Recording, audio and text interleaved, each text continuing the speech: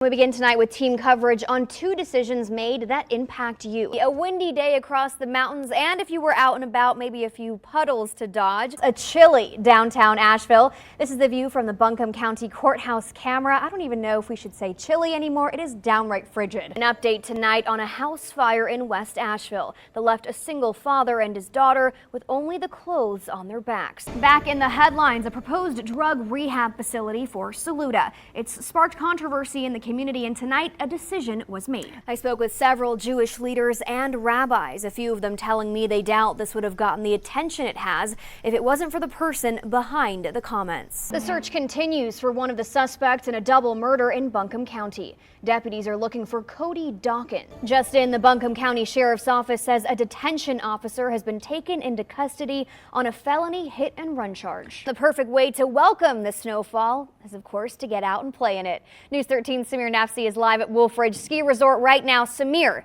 are you getting in some practice runs before we hit the slopes next week?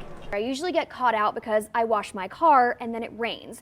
This time I washed my dog and he managed to get through every puddle at the park today. Of course. Quite a dramatic scene unfolding behind me. The man who purchased the explosive tells me it was just rolling around in the back of his van for a few days before he decided to do some research on it. What you are looking at behind me, though, is the charred remains of one of the two cabins that burned to the ground. Fortunately, no one inside at the time. This fatal shooting happening less than 600 feet from the Asheville Police Department. The emergency response here has been big all day, and if you take a look behind me, it is still all hands on deck. Although it is still moving very swiftly, it seems to be somewhat receding, which is a sigh of relief for many, especially those who live and work just feet away from it. They're calling this the Chocolate Drop Fire, and that's because right beyond my shoulder here, that is Chocolate Drop Mountain, and that is where all this smoke is coming from. Closed. It's a sign you'll see on Asheville businesses forced to shut down amid widespread water outages.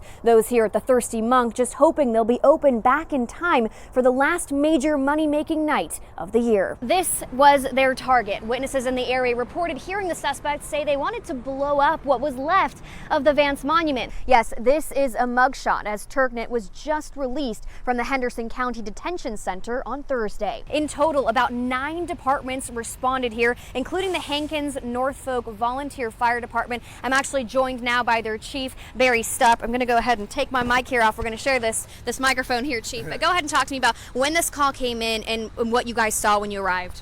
It was approximately 6:47 p.m. The 12-year-old Bichon Mix was grabbed by a man driving a dark-colored sedan down Glendale Avenue, heading toward Fairview Road. To put it into perspective, when Wild for Life first opened, they were spending about 34 cents on one frozen mouse. Today, it's more like $1.04.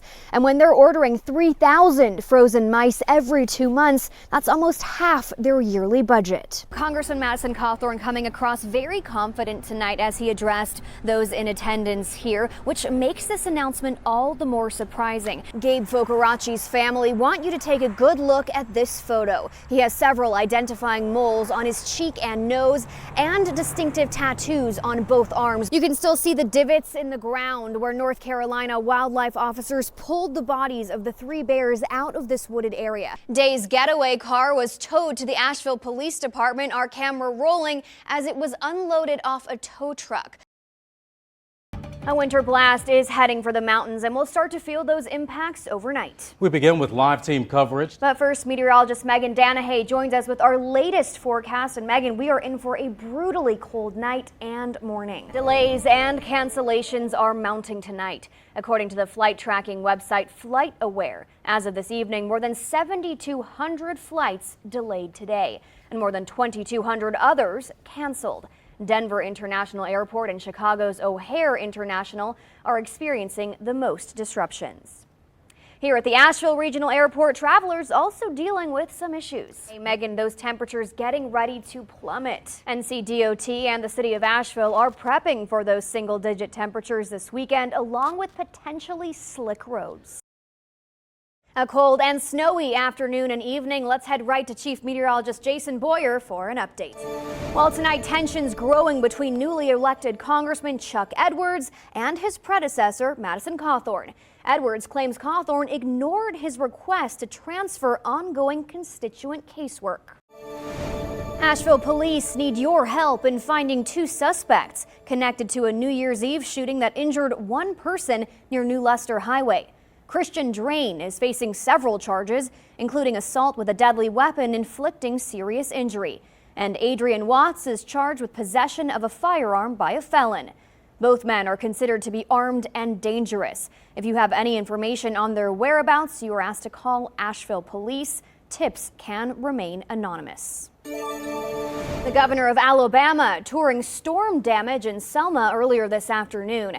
At least 9 people were killed after storms swept the southeast. State officials say 7 of the deaths were reported in Alabama and 2 in Georgia. Treasury Secretary Janet Yellen warning Congress the U.S. will reach the debt limit on Thursday, January 19th, much sooner than many experts thought. Yellen says after Thursday, quote, extraordinary measures can be used to pay the bills. We have been getting inundated with videos of the gray skies and snowfall across western North Carolina today. Darby Warren sent us this video of a snowy afternoon on the Pigeon River. You can't even make much out. Keep that content coming though, guys. We love to see it. Jason, tomorrow is our 3rd weather-worn day in a row. How much more snow can we expect? Cybersecurity experts are weighing in after Governor Roy Cooper signs an executive order banning TikTok on government devices. Coming up, MLK Day is right around the corner. How one local Boys and Girls Club is commemorating the anniversary.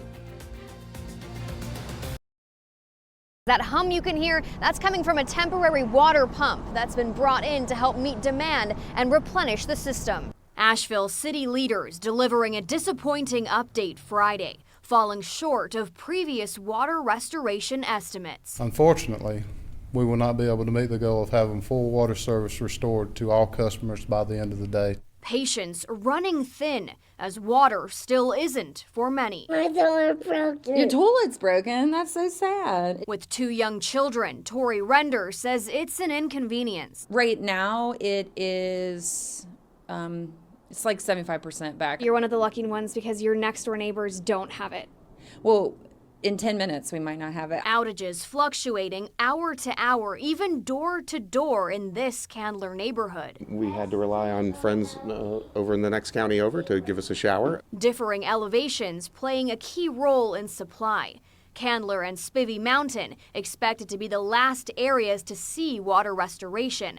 This pump brought in to help, says David Melton. That pump is in place, pumping about 1,500 gallons a minute, which equates to around 2 million gallons a day. But that's still drastically below the 9 million gallon daily demand for this area, says Melton. Right now, the number of people affected and a new estimate for restoration unknown. What is being done to assure something like this does not happen again, say, next week? Like was mentioned before, this is all weather related, but we've learned a lot from this. This hasn't happened in the last 30 years, so it's an unprecedented thing, but we have learned from this. We're putting measures in place to mitigate this in the future. This is Asheville. We know it gets cold. We know the elevation is high. Why now? Why is this so unprecedented? We've had, cold weather like this in the past. Sure, it's just the prolonged cold weather, the sub-zero temperatures that we had. It's just hit everybody hard. Despite the upcoming holiday weekend, Mayor Esther Mannheimer ensures work will continue. And with the weekend also comes a new number for those who can't access or can't afford water. Instead of calling 211 to request a delivery of water, call 828-251-1122. We've also got that number at WLOS.com. In Candler, Hannah Mackenzie, News 13. One neighbor tells me her initial thought is she wants to move. Then she second-guessed herself, saying it doesn't feel like anywhere is safe right now. Gunfire ringing out just before 7:15 Monday night. At first I thought it was fireworks, and then I was like, no, they don't sound like fireworks. Shell casings now littering the asphalt in front of Walton Street Park in Asheville. So many rounds, investigators ran out of crime scene markers, says Lieutenant Mike McClanahan. There's in excess of 30 definitely that have been fired out here. One bullet fired straight through Kiva Wilmer's wall. This is my living room window on the side facing the street. Watching the news just feet away, Wilmer thankful not to make tonight's headlines. And the subject of the day, gun shootings, and then this. And I'm thinking, okay, what a coincidence. Sharon Williams lives a few doors down. We are lucky. We are truly lucky that no one was injured or no one was killed. Williams angry to see gun violence creeping closer to her front door and, like many, wants change. Bullets don't have eyes. They don't know where they're going. They'll just land anywhere.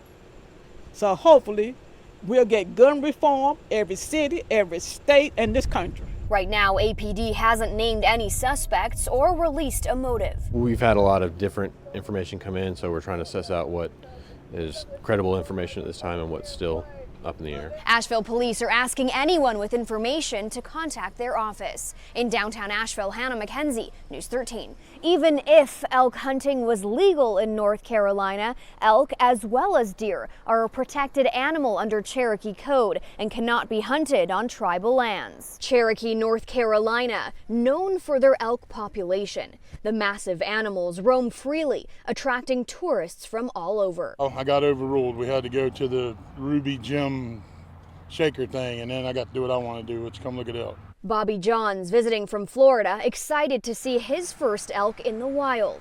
News of a poaching investigation, though, didn't sit well with the experienced hunter. I don't disagree with killing one, but they got places to do that. If we all poach, we just go kill what we want, but then you won't have none left.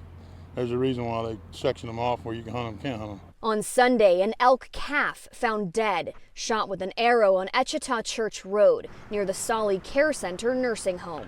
I'm not sure the exact location that it was found, but we do know that it was somewhere here on the property. Mally Swaney works here. He says elk are always around. Our residents here love seeing them. They usually come across the Alice's parking lot over here, and they'll come over here to our side of the building, and we walk around the parking lot, so it's really neat to see them. The Eastern Band of Cherokee Indians Natural Resources Office now offering $1,000 for information leading to an arrest. Money will make people talk.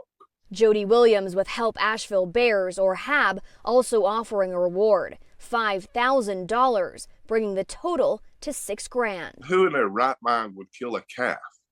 I mean, just a little young one. Who would kill a bear cub? I mean, there's just evil people out there, and then that's what HAB wants to fight against, is to catch the wrongdoers, because they ruin it for everybody. They ruin it for the hunter that waits all year and does this right. They ruin it for the nature watcher. Johns pointing out the manner in which the juvenile elk was killed, leaving no room for mistaking the animal. If you're close enough to shoot something with a bow, you can see what it is. If you know anything about the poaching incident, contact the Eastern Band of Cherokee Indians Natural Resources Office, or HAB. We have both of their numbers at WLOS.com. In Cherokee, Hannah McKenzie, News 13.